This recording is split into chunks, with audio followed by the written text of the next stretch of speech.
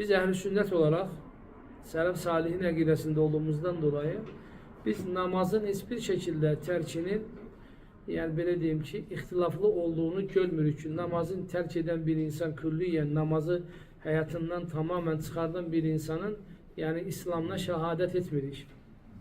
Ve bu konuda olan ihtilafı da nedir? Doğru görmürük ki bu konuda ihtilaf da sahih delillere esaslanmamıştır.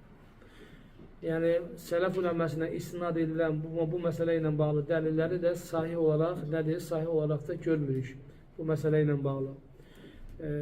Ama İmam Lelekey, Allah kendisine rahmet etsin ve kendisi güzel bir şekilde diyor ki İmam Malik'e ve İmam Şafii'ye isnad olunan doğru olan budur ki namazın terkihi mütlak olarak küfürdür, insanı İslam'dan çıkardır. İmam Lelekey bunu Ehl-i Sünnet'in itiraz kitabında bunu nedir? Sahih bir senetle nəql İhtilaf ettikleri nelerdir? Bunu da Şeyh Adil Hamdan Kitab-ül İman kitabının müqəddiməsində birinci babda əməllərin iman bölümündə nəql edir ki, onların arasındaki ihtilaf nedir?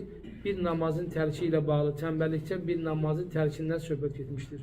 Namazı hayatından çıkardan qətiyyən Müslüman değildir. Qətiyyən Müslüman değildir ve İmam Macurri ve İshak bin Rahavi ve Abdullah bin Şakik İmam Tirmizi'de ve diğer İmam Mervezi İbn Battah İbanetül Kubra'da, İmam Macurri Kitab-ı Şeriasında, İmam Ahmed Kitab-ı Sünnesinde, bütün bunlar hamısı bu kitaplarına namazın terki bölümünde açık bir şekilde izah ederek seleften, 3 nesilden delil getirerek ki bu namazı hayatından çıkardan insanın Müslüman olmadığıdır.